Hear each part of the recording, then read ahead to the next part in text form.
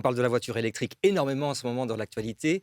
Un peu de prospective, on s'intéresse aussi beaucoup à la voiture autonome.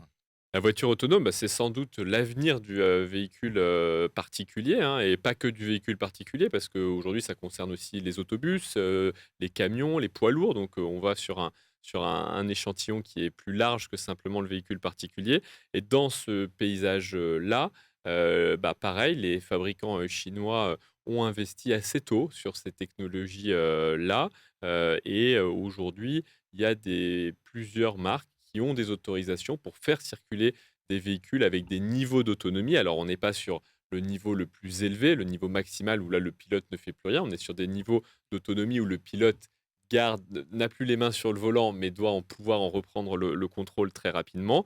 Et là aussi, on a eu une stratégie encore. Alors, le but n'est pas de parler que de BYD, mais c'est vrai que, étant donné que c'est le leader de cette industrie aujourd'hui, et on va dire qu'ils ont pris une certaine avance, BYD a annoncé offrir l'assistant à la conduite autonome pour tous ces véhicules, en Chine, gratuitement et ça aussi, c'est un virage assez fort par rapport à d'autres stratégies de constructeurs qui étaient de dire qu'en fait, c'est pas le hardware, c'est pas le véhicule qui compte, mais c'est le software à l'intérieur, c'est le logiciel et on va vendre ce logiciel. C'est notamment la stratégie de Tesla. Là, c'est une stratégie inverse de dire: «Non, non, ce qui compte, c'est le véhicule et le logiciel est gratuit».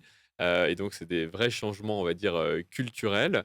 Et aujourd'hui, bah, ces véhicules fonctionnent.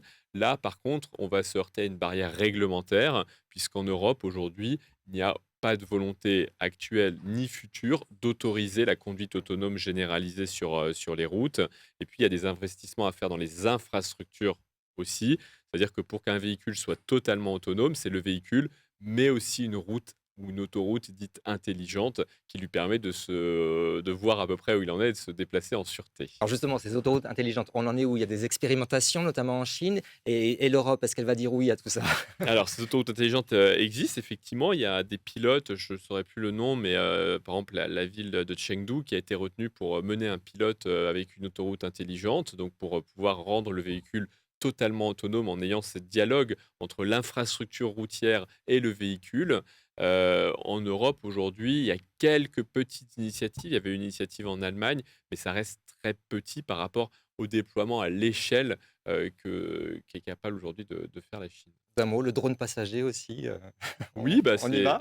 on y va aussi. La voiture, n'est pas le dernier avatar ou le dernier chaînon de l'évolution du véhicule et du transport et on sait qu'il existe aujourd'hui des drones de transport de passagers qui sont mis alors, c'est des tout petites unités, c'est des petits, effectifs, mais ces drones existent aujourd'hui déjà dans un certain nombre de grandes villes chinoises.